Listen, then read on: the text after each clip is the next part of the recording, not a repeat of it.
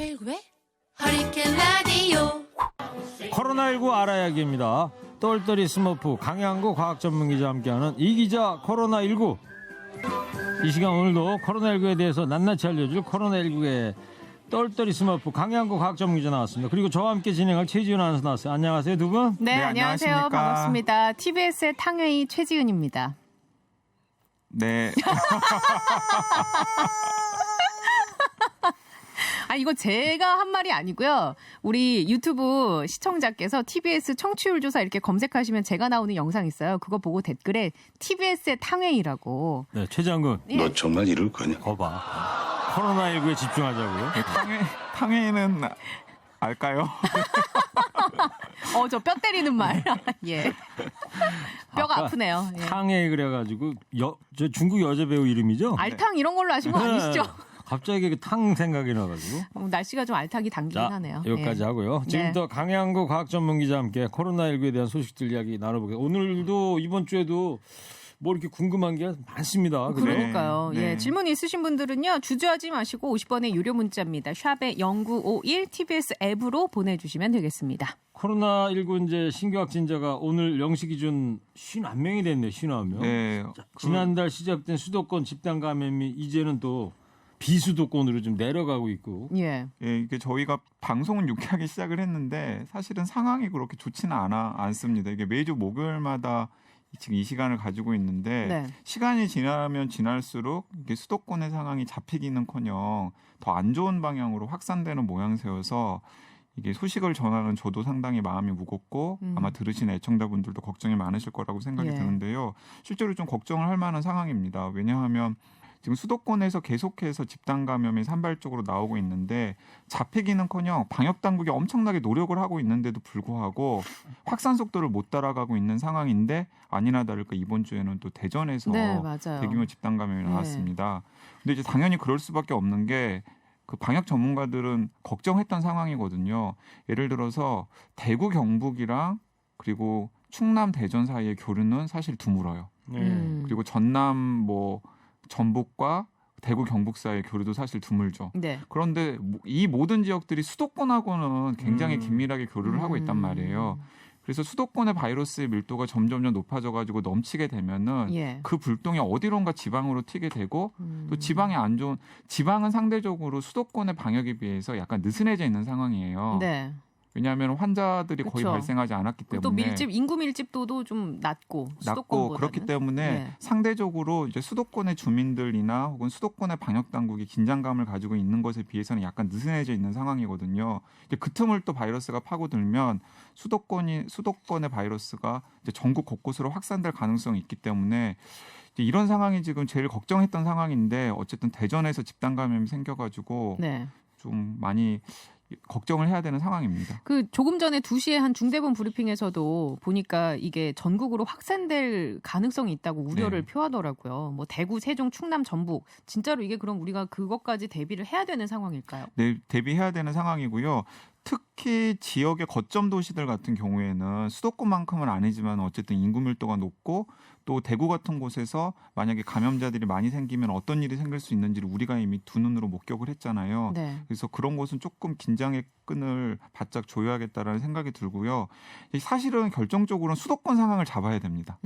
이게 수도권의 상황을 잡지 않으면은 예. 항상 이제 전국이 긴장 상태로 살아야 되는 상황이거든요. 네.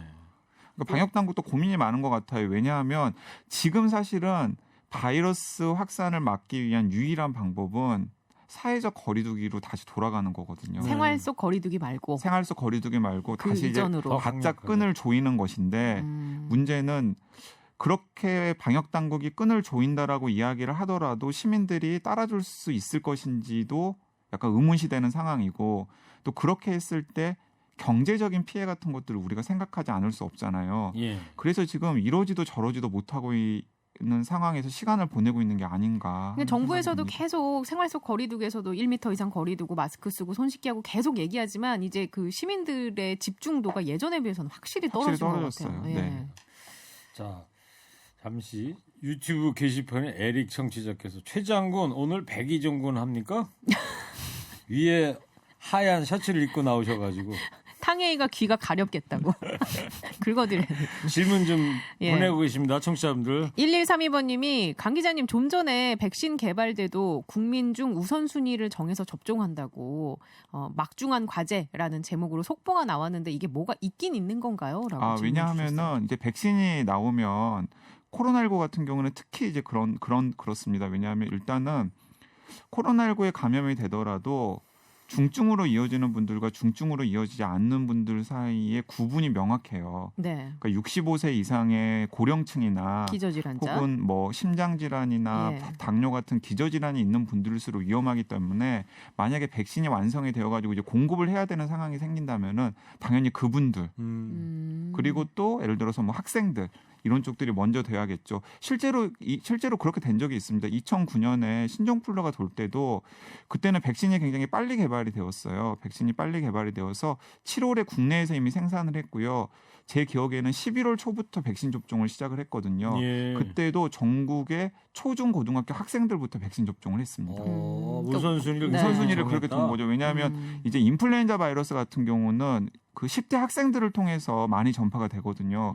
그렇기 때문에 이제 학생들한테 먼저 접종을 한 거죠. 그때는 그랬고 이 코로나19 같은 경우에는 만약에 백신이 개발이 되면 이 고령층부터 고령층, 네, 65세 이상의 고령층부터 먼저 접종을 하고 그리고 이제 고위험군이라고 방역 당국에서 분류하는 분들부터 먼저 접종을 하겠죠. 예. 그럼 뭐 백신이 뭐 언제 나올지 아직 모르는 상황인데. 그러게요. 네. 예, 백신 관련해서 0011번님이 외국에서 백신이 혹시 개발되면 그걸 수입해서 접종할 때 비용이 어느 정도 들까요?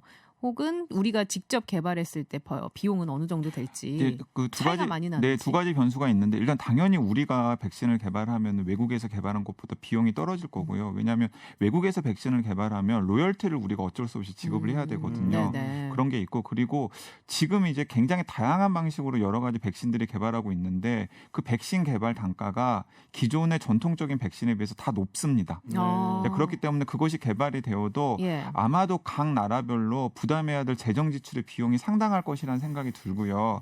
그래서 아마 가격 협상이나 이런 것들도 굉장히 골치 아픈 문제들이 생길 가능성이 큽니다. 어디 보도 보니까 뭐 우리나라에서 만약에 한다면 수백만 원대가 네, 왜냐하면 이제 백신 개발의 단가가 세기 때문에 그 백신을 개발한 제약회사나 그 제약회사를 국적의 그 나라 같은 경우에는 좀 강하게만 요구를 할 것 아니에요. 그 과정에서 아마 백신 애교 같은 것도 엄청나게 치열할 거예요. 아. 예를 들어서 중국 같은 경우에는 어떻게 예. 할까요? 중국에서 만약에 백신이 개발이 되면 미국이 쓰려고 할까요? 그 약간 좀 그 문제가 그리고 그러니까, 미국에서 네. 백신을 개발하면 수도 그걸 있겠네요. 중국에 그렇게 순순히 공급을 해줄까요? 근데 이제 중요한 건 정치적으로 우리가 좀 뭔가 해석하려고 하기보다는 그런 게 개발되면 인권 차원에서 인류의 차원에서 좀 해야 되는 거 아닌가. 그래서 이제 조금 레디컬한 시각에서 네. 이제 백신이나 이런 것들을 공공재로 봐야 된다라고 주장하시는 분들은 백신이 개발이 되면은 특허에 대한 권한을 풀어서 좀 가난한 나라들도 네네네. 좀 시급하게 쓸 수 있도록 해줘야 된다. 그런 식의 국제 협력이 있어야 된다라고 이야기하시는 분들도 있는데 사실은 이제 그 세상 일이라는 게 그런 식으로 그렇죠. 항상 선의에 의해서 네네. 되지가 않잖아요. 참 이 국민건강보험이나 국가 재정을 통해서 전 국민한테 다 하긴 해야 될 텐데 그러려면 또 국가 재정이 또 뒷받침이 안 될 것 같기도 국가 하고. 재정과 그리고 국민건강보험 재정 같은 것이 문제가 될 텐데 그래도 우리나라는 아마 다른 나라들에 비해서는 상황이 나은 그러게요. 편이라고 네. 생각하시면 되는데 가장 문제는 이제 지금 코로나19 때문에 고통을 굉장히 많이 겪고 있는 남반구의 가난한 나라들이죠. 예. 네. 우리가 너무 앞서서 걱정을 하고 있지 않나 일단 생각이 들어요. 네. 일단 네. 치료제도 아직 안 나온 상황이니까 예.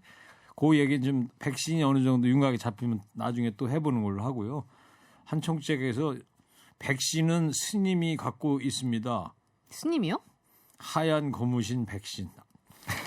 일구짱 청취자분이신데 여기서 이러시면 안 됩니다. 어디 딴 데 가서도 이러시면 안 됩니다. 아니 근데 그렇게라도 유쾌해지시면 그건 저는 좋다고 생각합니다. 네, 심각한 얘기 하는데 중간중간에 네. 청취자분들 이렇게 아재 개그 좀 보내주시면 네, 네. 네. 같이 한번 웃으면서 얘기하죠. 네, 예. 네. 그리고 그 백신 얘기했지만 치료제 얘기 얼마 전에 덱사메타손 이 약이 영국에선가요? 네. 효과가 있다라고 기사를 봤어요. 이거는 중증 어떤- 환자한테 예. 효과가 있다 그랬죠. 사실 그 제가 이 코너에서 몇 번 치료제나 백신 관련해 가지고 막 그렇게 긍정적인 이야기를 안 해드렸잖아요. 오늘은 긍정적인 얘기 아, 그래요? 하려고요. 좋은 소식인 것 같습니다. 뭡니까? 덱사메타손? 이 덱사메타손이라는 약이 1947년에 개발된 약이에요. 예. 꽤 오래됐네요. 네, 굉장히 오래된 약입니다. 그러니까 거의 60년 이상. 60년 더 됐죠. 네. 70년. 네. 76년쯤 된 네, 거네요. 1947년에 처음에 개발된 약이고요. 73년쯤 된 거예요. 네, 그리고 우리나라 특허가 풀린 약이에요. 예. 그래서 마음만 먹으면 세계 어떤 제약회사에서도 복제약. 특허에 상관없이 복제약을 제작할 수 있고요. 알약의 형태나 혹은 정맥 주사 형태로 놓는데 이게 그러면 어디에 치료제예요? 어떤 치료제 질병? 어떤 치료를 쓰였냐면 스테로이드제입니다. 그러니까 스테로이드제는 그러니까 염증 반응이 심할 때 예. 그걸 복용하면 그 염증을 확 가라앉히잖아요. 네네. 그래서 천식이나 혹은 뭐 염증 반응이 심할 때 굉장히 오랫동안 쏘은 약이고요. 이 약 우리 집에 있는 것 같아요. 저희 집에 있어요. 덱사메타손. 처방을 받아야 처방받아서 처방받아가지고 있어요. 있을 거예요. 굉장히 널리 쓰이는 약이고 뭐 천식이나 혹은 염증 네. 치료제로 널리 쓰이는 약이고 단가도 엄청 싸요. 우리나라 제약회에서는 한 100원, 200원 정도면 가격이 100원, 200원이에요. 네네. 어떻게 생겨요? 알약이에요? 알약도 되고 알약의 형태로도 투약을 할 수 있고요. 네. 알약으로도 먹을 수가 있고 그리고 좀 심한 환자들의 경우에는 이제 정맥 주사 형태로 주사제 형태로 놓을 수도 네. 있고요. 이제 용량에 따라서 알약으로도 먹을 수 있고 주사제로 놓을 수 있는데 일단은 굉장히 오랫동안 복용해온 약이잖아요. 그렇기 때문에 어딘가에 효과가 있다 그러면은 용량을 정해가지고 당장 쓸 수 있는 장점이 있고요. 네. 그리고 특허가 풀린 약이기 때문에 싸게 세계 어디서도 싸게 생산할 수 있는 약이고 일단 안전성이 좀 담보가 네, 됐으니까. 안전성도 담보가 되어 있고 안전성, 경제성이 담보되어 있는 약인데 이 약이 영국에서 옥스퍼드 대학교에서 환자 6천 명을 가지고 실험을 해본 거예요. 그러니까 굉장히 또 임상 시험의 규모도 큰 시험이었던 거죠. 요번에 했어요. 이번에 네네. 했습니다. 그래서 그 코로나19 환자 2,000명과 코로나19 환자 6,000명을 놓고서 2,000명한테는 이 덱사메타손을 먹이고요. 네. 4,000명한테는 먹이지 않았던 거예요. 그랬더니 경증 환자의 경우에는 별 차이가 없었어요. 근데 중증 환자 그러니까 뭐 인공호흡기 달고 사실은 어떤 처치를 하지 않으면은 사망에 이를 수도 있을 것 같은 중증 환자의 사망률이 35% 정도 떨어졌습니다. 이거 굉장히 그래도 수치적으로도 크네요. 아무런 조치를 취하지 않았으면 사망했을 분 10분 중에서 덱사메타손을 먹였더니 최대 4명 정도가 그러네요. 목숨을 건진 거예요. 35%라 그러니까. 35%니까 이건 굉장히 의미 있는 결과인 거죠. 그러면 우리나라에서 이제부터 쓸까요? 우리나라에서 지금 검토를 사실 우리나라에서도 제가 이 소식을 듣자마자 바로 코로나19 환자들을 직접 진료하는 감염내과 선생님들 몇 분에게 전화를 해가지고 확인을 해봤어요. 그랬더니 이미 우리나라에서도 의사가 판단을 해서 특별한 치료약이 없잖아요. 네네. 그래서 중증 환자들에게 스테로이드제를 썼다고 합니다. 근데 공격적으로 사용을 하지는 못했대요. 왜냐하면 스테로이드제는 염증 반응을 완화시켜주는 긍정적인 효과가 있긴 하지만은 그 사람의 면역 체계를 약하게 만드는 부정적인 효과가 있습니다. 몸 체내에 들어가게 되면. 네, 그래서 이게 염증이 심한 환자들의 증상을 호전시키는 역할은 스테로이드제가 하지만 그게 혹시 면역 체계를 약화시켜가지고 바이러스에 더 약하게 만들지는 않을까 해서 공격적으로 사용을 하지는 못하셨대요. 네네. 그런데 이 옥스퍼드 대학교 임상시험 결과를 보니까 이제 이 덱사메타손 같은 스테로이드제를 조금 더 중증 환자들에 한해서 공격적으로 사용해도 되겠다라는 판단의 근거를 얻은 거니까 이게 상당히 긍정적인 것 같고 그리고 어쩌면 표준 치료법이 될 가능성도 크다. 중증 환자들에 대해서. 그러면 말이에요. 영국에서 그렇게 이제 2,000명 대상으로 임상 치료한 그 보고서 레포트가 있을 거 아니에요? 네. 그러면은 그 영국의 의사들이 각 세계에 있는 의사들한테 그런 걸 다 뿌려주나요? 네, 근데 일단은 지금 영국도 막 자랑하고 싶었던 것 같아요. 그래서 보도자료 형태로 일단 냈습니다. 영국의 보건당국이 보도자료 형태로 냈고 지금 많은 전문가들이 논문을 기다리고 있어요. 논문을 기다리면은 투약을 받아 임상시험에 참여했던 환자들이 대개 어떤 연령대에 어떤 상태의 환자들이고 그리고 덱사메타손을 용량을 어떤 정도로 주입을 했고 그랬더니 어떤 기간에 어떤 반응이 일어났는지가 논문에는 상세하게 밝혀질 수밖에 없거든요. 그걸 보면은 이게 그냥 과장된 것이 아니라 진짜 효과가 있구나라는 걸 판단해서 우리나라의 이 방역 당국이 자문을 하고 있는 그 감염내과 의사들이 네네. 모여가지고 우리나라 중증 환자들에 대해서 어떤 식으로 이 덱사메타손을 처방을 할지를 정한 다음에 이제 치료법을 하겠는데 어쨌든 간에 지금 나와 있는 치료제 중에서 그 우리나라에서 수입하기로 한 렘데시비르 같은 네네. 경우는 중증 환자들한테는 별 효과가 없거든요. 그게 치료 기간만 한 3일 치료 정도. 기간만 한 나흘 정도 네. 당겨주는 거지 뭐 죽을 뻔한 환자들을 살릴 수 있는 효과는 입증을 못했기 때문에 사실 그것도 별 볼 일 없다라고 네. 고개를 갸우뚱거리는 분들이 많았는데 어쨌든 그 가운데 지금 사망률을 낮춰주는 용도로는 이게 처음 어쨌든 임상시험 결과로 드러난 것이고 네. 거기에다 더군다나 약값이 싸잖아요. 예. 그리고 또 오랫동안 또 써왔던 음. 약이기 때문에 그래서 진짜 뾰족한 수가 없는 코로나19 중증 환자들의 목숨을 구하는데 이 100원, 200원짜리 약이 그래도 이 예. 덱사메타손이 큰 역할을 할 수도 있겠다라는 생각이 듭니다. 지금까지 코로나19 팬데믹 이후에 가장 반가운 소식이에요. 그러면 가장 반가운 소식이에요. 네. 그러면 그 논문이 도착해야지 우리나라 의사들도 처방을 할 수 있겠네요. 네, 그렇습니다. 논문이 이제 공개가 되면은 그 논문을 아마 전 세계의 전문가들이 꼼꼼하게 리뷰를 할 거예요. 그러면 그 리뷰 결과를 보고서 우리나라에서는 어떤 식으로 적용을 해야 되겠다라고 하는 치료법을 만들어낼 수가 있겠죠. 그래서 정은경 본부장께서 브리핑할 때 보면 가끔가다 논문 어디서 나왔다 이런 걸 네네. 인용을 하시는군요. 네, 네. 맞습니다. 그 뭐 다음 주까지 랜싯 여기 또 실리면 알아갖고 오시면 되겠네요. 네, 너무. 제가 만약에 논문이 네. 또 발표가 되면은 뉴스로 전해지는 것과 논문 사이에 혹시 어떤 차이가 있는 갭이 부분들이 있는지. 있다면은 네. 그런 것들은 또 정확하게 전달해 드리도록 하겠습니다. 어쨌든 좋은 소식입니다. 그러게요. 네. 강양구 기자님 수고 많으십니다. 요새 더워서 버스 안에서도 창문을 닫고 에어컨을 켜는데 만약 무증상 감염자가 버스에 같이 탔을 때 마스크를 쓰고 있어도 감염이 될 수 있나요? 감염될 가능성 거의 없습니다. 사실 무증상 감염자들은 이것도 정은경 본부장이 직접 브리핑한 내용이거든요. 그러니까 100명이 있다면은 무증상 감염자는 그 100명 중에서 0.8명 정도를 감염시킨대요. 네. 그러니까 사실은 감염률이 굉장히 낮은 거예요. 음. 근데 거기에다가 만약에 마스크까지 착용하고 있다면 내가 그리고 또 마스크를 쓰고 상대방도 있다면. 분명히 마스크를 차고 있잖아요. 그랬겠죠. 대중교통을 이용할 때 마스크 없이는 이용하지 못하니까 네. 그러면 마스크 2장이 차단되어 있는 효과가 거리까지 있기 때문에 설사 무증상 감염자가 있다고 하더라도 마스크를 착용하고 있는 한도 내에서는 감염될 가능성은 극히 낮다. 저는 이 청취자분의 이 질문 내용을 저는 심정적으로 이해를 해요. 다 버스에 이제 타고 있잖아요. 네. 지하철이나.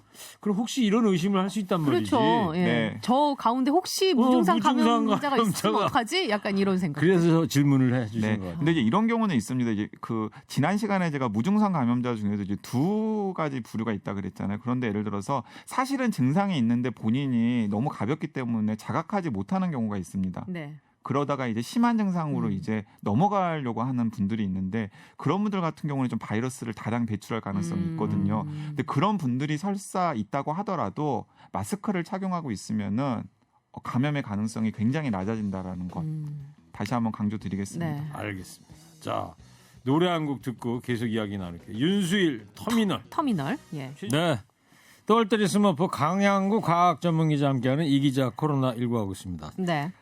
조금 전에 저희가 이제 덱사메타손 얘기했는데 요거 하나만 좀 짚고 넘어가야 될 것 같아요. 지금 제가 휴대폰으로 기사를 찾아봐도 WHO가 덱사메타손은 획기적인 약이고 전문가들은 근데 정식 논문이 나와야지 네. 된다 여기까지 돼 있는데 근데 이 덱사메타손 이 좋다고 그 코로나19 환자도 아닌 사람이 예방 차원에서 절대로 안 됩니다. 막 먹는다 이거요? 부작용이 생기겠죠. 이게 덱사메타손이 실질적으로 우리나라에서는 의사 처방을 받아야 뭐 이제 구매할 수 있는 약이긴 한데 예를 들어서 최지은 아나운서님 집에도 있다면서요. 네. 그러니까 알레르기가 심하거나 천식 환자 그쵸. 집에는 있을 가능성이 있거든요. 그러면은 그렇게 집에 있는 덱사메타손을 코로나19 예방하신다고 막 드시면 안 됩니다. 부작용이 더 네, 이거 일단은 코로나19 경증 환자에게는 별 효과가 없고요. 예. 진짜 중증 환자의 상태를 호전시키는 데 도움이 된다는 임상시험 중환자실에 음압병실에 이렇게 계신 분들 중환자실에서 인공호흡기 차거나 에쿠모 장치를 네. 차는 분들에게 효과가 있다라는 임상시험 결과이기 때문에 이걸 먹으면 코로나19 예방되는 것 아니야 이러면서 드시는 분 아마 없으시겠지만은 그런 일이 있어서는 안 된다라는 거. 예. 예를 들어서 뭐 미국의 트럼프 대통령이 막 클로로킨 네. 좋다고 자기는 하루에 한 알씩 먹는다고 막 이런 얘기 얘기했었잖아요. 미국에선가 그거 먹다가 죽은 사람도 있었잖아요. 네, 그러니까 그런 식으로 해서는 안 된다라는 거 한번 강조해드리고 싶습니다. 특별히 강조를 해야 네. 되겠네요. 예. 네. 진료는 의사에게, 약은 약사에게. 네. 예. 그거하고 중증 환자한테만 네. 효과가 있는 것으로 그것도 35%. 네, 그리고 그것도 지금 어쨌든 정식 논문은 나온 게 아니기 때문에 예. 네. 우리나라 방역 당국에서 논문을 리뷰해서 아마 의사 선생님들이 어떻게 치료할지에 대한 치료법 같은 걸 만들 겁니다. 알겠습니다. 네. 자, 청취자분께서 충분히 이해했으리라 믿고요. 자, 질문 문자 왔습니다. 네, 8284번님이 휴가철에 관광지 숙박업소에서 침구류 소독이나 교체를 안 할 때도 혹시 감염이 가능한지, 펜션이나 모텔, 민박 이런 데는 방 소독은 물론 침구류 세탁 없이 그냥 계속 쓰는 경우도 종종 있잖아요. 라고. 근데 보내주셨는데요. 침구류 같은 경우에는 사실은 큰 문제는 안 됩니다. 그러니까 우류나 침구류 같은 경우에는 네. 바이러스에 설사 오염이 되었다고 하더라도 시간이 지나면 다른 소재에 비해서 바이러스가 빨리 사멸될 가능성이 크거든요. 예. 설사 이불 같은데 시트에 묻었어도 네. 예를 들어서 다음 손님이 왔을 때 정도 되면은 예. 그 이불을 교환을 하지 않았다고 하더라도 이불에 있는 시트의 오염 때문에 바이러스에 감염될 가능성은 굉장히 낮아 보입니다. 근데 예를 들어서 뭐 굉장히 이제 증상이 심한 코로나19 환자가 진짜 이제 최악의 상황인데 그 방에 오래 묵었던 거예요. 그러면은 당연히 여기저기에 바이러스가 그쵸. 많이 묻어 있을 네. 가능성이 있잖아요. 네네. 근데 그게 제대로 소독이 되지 않았을 경우에는 다음 투숙객에게 문제가 감염의 위험이 있는 것이기 때문에 제가 생각하기에는 진짜 뭐 숙박업소를 운영하시는 분들은 지금 시국에서는 평소보다 좀 더 엄격하게 신경을 쓰셔야겠네요. 이런 소독 관리 같은 네. 것들을 해야 된다라고 생각합니다. 손님 한번 하루 숙박하고 나가시면 전체 다 소독하고 네. 그렇죠. 세탁하고 네. 물론 반드시 해야 되겠네요. 가능성은 낮지만 제로, 그러니까 0%의 그건 아니니까. 그래서 이제 혹시라도 쉽게 할 모를. 수도 있습니다. 예를 들어서 그냥 이게 문 열고 환기를 한 다음에 락스를 좀 희석을 해가지고 네. 걸레 같은 곳에 묶어가지고 손이 많이 닿는 부분에만 닦아줘도 충분히 소독이 되기 때문에 뭐 돈이 되게 많이 드는 것도 아니니까 그런 정도의 청결 관리는 하셔야 된다라고 생각합니다. 뭐 어쨌든 슬슬 휴가철이 다가오니까 네. 신경을 그리고 쓰셔야 될 것 같아요. 그 방역 당국이 다음 주에 새롭게 퇴원 기준을 발표를 하는데 양성이더라도 퇴원이 가능하다. 이게 이제 왜 그러냐면 예. 이제 우리나라는 그러니까 임상적 기준과 그리고 그 진단의 기준 두 가지를 다 만족을 시켜야 퇴원을 시키거든요. 네. 일단은 발열 같은 증상이 하나도 없어야 됩니다. 당연하게. 그리고 다른 하나는 유전자 검사를 했을 때 음성이 연달아서 2번이 나와야 네. 그래야지 퇴원을 네, 시킨다 그랬잖아요. 이분은 확진된 걸로 생각하고 아니 확진이 아니라 이제 완치된 걸로 생각하고 퇴원을 시키거든요. 근데 그러다 보니까 이제 이런 경우가 생기는 거예요. 증상도 하나도 없어요. 그리고 너무나 건강한 거예요. 예. 근데 검사만 해보면 계속해서 양성이 나오는 거예요. 그런 경우도 있어요? 그런 경우가 있습니다. 아주 미량이나 찌꺼기들. 근데 이제 두 가지인데 네. 하나는 뭐냐면 몸속에 그냥 면역 체계가 바이러스를 거의 다 제압을 했는데도 불구하고 바이러스 찌꺼기가 조금이라도 남아 있는 경우 이거나 혹은 이제 몸속에 사실은 살아있는 바이러스는 없는 거예요. 활동력이 있는 바이러스는 없는 상태인데 죽은 바이러스들의 찌꺼기가 있다가 그런 것조차도 양성으로 판정이 되는 검사를 거예요? 하면은 그 검사의 민감도가 굉장히 높기 때문에 그런 것들 양성이라고 판정을 해버리는 겁니다. 그러니까 이분 같은 경우에는 실제로 본인을 괴롭히거나 타인에게 감염시킬 바이러스가 몸에 남아있는 상태도 아니고 신체도 건강한데도 불구하고 계속해서 격리된 채 병원에 입원해 있어야 되는 상황이 생기는 그러면 겁니다. 네. 그런 분들에 대해서는 앞으로 퇴원시킬 것이다. 네. 그러면 그런 분하고요 무증상 감염자하고는 또 어떤 차이가 있을까요? 사실은 이제 그런 상태에 있는 분들 중에서 이 일상생활에서 아무런 증상이 없는 분들이 거의 무증상 감염자라고 할 수 있는 거죠. 네. 그럼 무증상 감염자는 이제 자기도 모르게 코로나19 그러니까 이제 왔다가 이런 나을 경우입니다. 수도 있는 거고요. 네, 이런 경우입니다. 그러니까 예를 들어서 막 지금 우리나라는 검사를 워낙에 적극적으로 많이 하기 때문에 확진 환자가 생기면 그 확진 환자 주변 사람들 다 한번 훑잖아요. 네. 근데 훑다 보면 무증상 감염자들이 나타나거든요. 근데 그분은 사실은 그냥 놔뒀으면 하루 이틀 정도 바이러스가 몸속에 있다가 면역 체계가 그 바이러스를 다 제압할 상황일 가능성이 큽니다. 그럼에도 불구하고 이제 입원을 시킨단 말이에요. 네. 그런데 검사를 해보면 계속해서 양성이 나오는 거예요. 근데 사실은 그런 경우에는 외국 같은 경우에는 그냥 퇴원을 시키거든요. 예. 그러니까 전파력이 없다고 네, 보고. 전파력이 없다고 보고. 예. 알겠습니다. 네. 그리고 이거 좀 안 좋은 소식인 것 같긴 한데 중국 베이징에서 이 확진자가 나오면서 봉쇄됐다라는 기사 봤거든요. 이 상황 심각한 네, 건가요? 베이징 상황 심각한 것 같습니다. 일단 이 베이징 상황은 두 가지 면에서 생각을 해보셔야 될 것 같은데 중국 같은 경우에는 우한 후베이성에서 네. 이게 초반에 제압이 안 되었을 때 어떤 정도의 양상으로 퍼질지에 대해서 한번 경험을 해본 나라잖아요. 그래서 훨씬 더 경각심을 가지고 있는 것 같고요. 예. 두 번째는 후베이성 우한도 사실은 교통의 요충지였습니다. 그런데 베이징이 중국의 정치, 경제, 사회, 문화에서 갖는 위상은 후베이성 우한과는 또 전혀 다르잖아요. 네. 인구도 훨씬 더 많고 그렇기 때문에 지금 선제적으로 아주 강력하게 조치를 해야겠다라고 지금 중국의 방역 당국이 네. 마음을 먹은 것 같고요. 그럴 만한 이유가 또 있는데 아직까지도 이게 그 베이징에서 지금 집단 감염을 통해서 환자들이 계속해서 쏟아지고 있는데 이게 어떤 경로로 전파가 되었는지를 방역 당국이 확인을 하지 못하고 있어요. 그게 더 위험한 거 아닌가요? 그게 가장 위험한 거죠.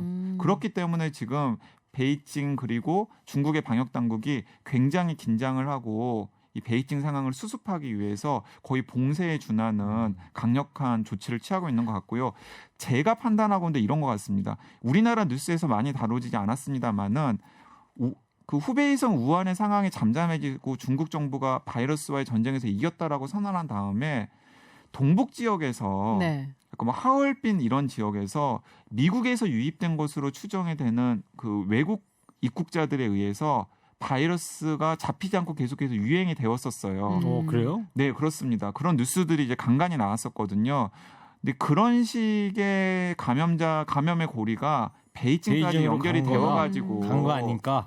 네, 이렇게 베이징에서 지금 유행이 또 새롭게 생기고 있는 것이 아닐까라고 저는 생각이 되는데 어쨌든 간에 이 중국의 상황도 이 코로나19 바이러스에 대해서 자칫 방심하면은 언제든지 다시 네. 불붙을 수 있다는 걸 보여주는 일이기 그 때문에 WHO 굉장히 걱정이 사무총장도 됩니다. 얘기했잖아요. 베이징 보고 이게 다른 나라들도 경각심을 가져야 된다. 이게 네. 줄어들었다고 해서 이게 아니라 다시 확산할 수 있는 것에 대해서 늘 염두에 둬야 된다고 얘기하더라고요. 네, 맞습니다. 그리고 이 베이징과 관련해서 한 가지 흥미로운 게 전파 경로를 찾지 못하니까 중국 그 관료들 같은 경우에는 뭔가 불확실한 것에 대해서 이 시민들에게 이야기하는 것을 굉장히 싫어하잖아요. 네. 그렇기 때문에 애꿎은 노르웨이산 연어를 막 지목을 하면서 그 연어 이거 봤어요.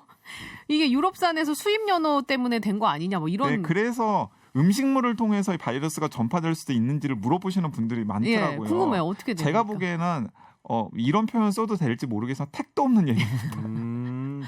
아니 그래서 뭐 또 연어를 썰던 그 도마에서 감염이 된 거 아니냐 또 이런 얘기도 있잖아요. 어쨌든 코로나19 바이러스는 네. 호흡기를 통한 전파가 거의 주된 전파 경로이고 네. 이 먹을거리를 통한 전파의 가능성은 그렇죠. 사실은 거의 없기 때문에 지난주에 얘기했잖아요. 빵에 붙은 바이러스를 코에 비비지 않는 한 네. 가능성은 없다. 코에 비벼도 코에 비벼도 가능성은 없다. 네, 그렇기 때문에 연어는 죄가 없습니다. 네. 그래요. 연어는 죄가 없습니다. 다음 질문은 이것도 궁금해요. 완치자 혈액 공여 의사자 그러니까 급증하면서 혈장 치료제 개발 탄력이 붙었다는데 이거 그러면 임상시험 바로 들어가는 겁니까? 네, 그런데 혈액이 모아진다 그래서 바로 혈장 치료제가 개발되는 건 아닙니다. 그래요? 146분인가? 네, 그러니까 뭐 이렇게 162명. 네, 62명. 근데 그보다 사실은 훨씬 더 많은 혈액 공여자들이 필요하고요. 완치자의 혈액 공여자들이 필요하고 이 혈장 치료제를 만드는 게 어려운 이유가 이제 두 가지가 있는데 하나는 뭐냐면 그렇게 혈장을 기증을 하잖아요. 네. 완치자마다 그 혈장 안에 바이러스를 제압할 수 있는 중화항체의 비율이 다릅니다. 어떤 사람은 많이 있고 어떤 사람들은 조금 많이 있고요. 네. 어떤 사람들은 적게 있다라는 거죠. 그렇기 네. 때문에 그런 게 또 있구나. 네, 그렇습니다. 그래서 일단은 좀 약간 표준화하기 위해서는 훨씬 더 어렵단 말이에요. 더 많은 기증자가 있어야 됩니까? 그러니까 더 많은 기증자들. 오늘 현재 아까 권준욱 부본부장 브리핑에서 162분이 기증 의사를 받겠다고 그랬는데 그보다 훨씬 더 많은 기증자들이 사실은 필요하고요. 그리고 그러니까 어느 정도 수준까지 가야 돼? 거의 1,000명 이상의 1,000명 이상의 그래야 네. 어느 정도 이제 유의미한 수준의 혈장 치료제라고 할 치료제는 어쨌든 간에 뭔가 표준화된 형태의 치료약인 거잖아요. 예. 그렇게 만들어지기 위해서는 훨씬 더 많은 혈장이 있어야 그 혈장으로 다양한 수준의 이 혈장 치료제를 만들어 본 다음에 어떤 용량을 투여했을 때 가장 치료 효과가 있는지 같은 것들도 네. 확인을 해볼 수 있을 텐데 그렇게까지 되기에는 아직까지는 상황이 좀 미진해 보입니다. 그렇군요. 저는 네. 162명 그래서 권준욱 부본부장님도 이 완치자분들 중에 이렇게 많이 공유를 해주셔서 의사를 밝히기 위해서 고맙다고 그래서 그 정도면 되는 줄 알았더니 아직 더 많이 1,000명 필요합니다. 정도는 네, 최소한 있어야 네, 된다. 더 많은 그리고 혈장이 이 필요합니다. 혈장을 기증받아서 국내 제조업체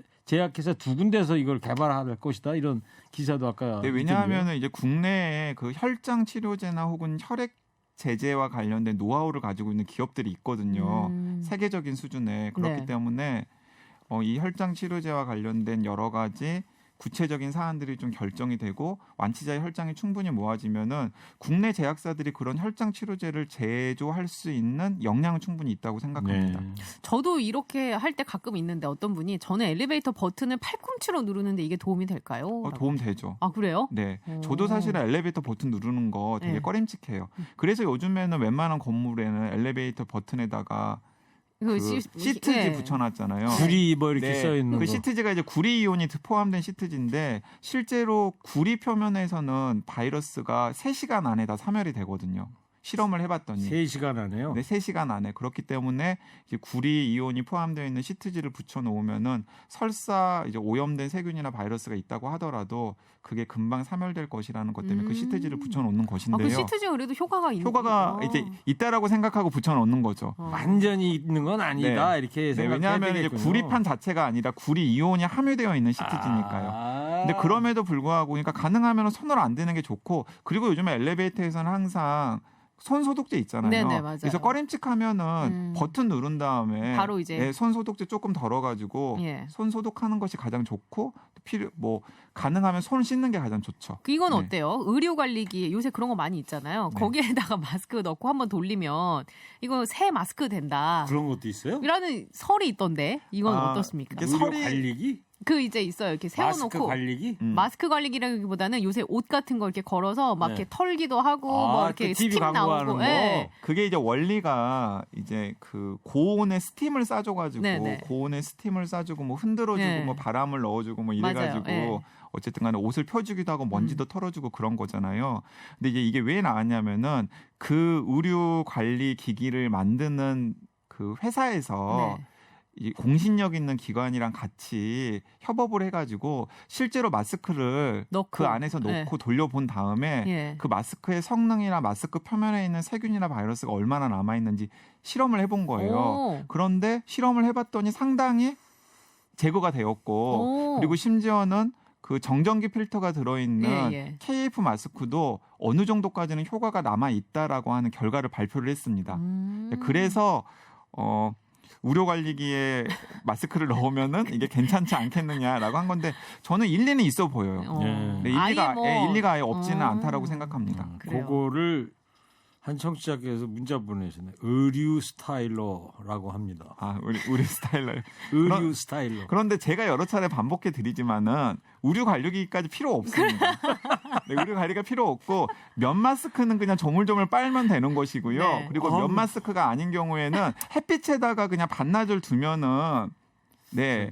열로 다시 소독. 써도 네. 전혀 문제가 없습니다. 자외선 소독. 네. 지금 그래요. 듣고 계신 분들이 속으로 그러시겠어. 아우 너무 힘들다.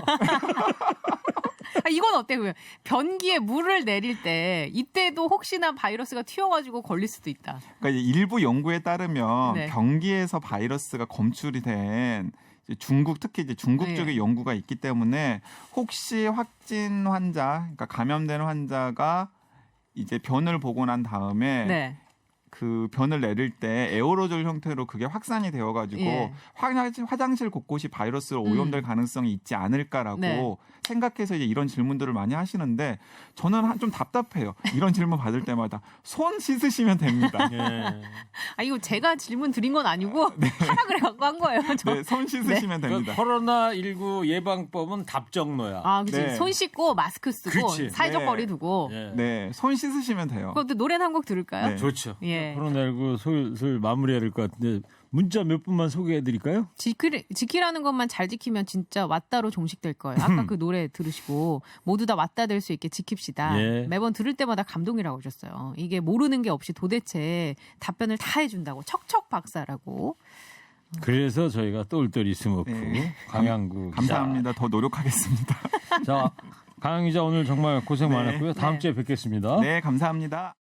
일부 행기의 이야기를 더 듣고 싶다면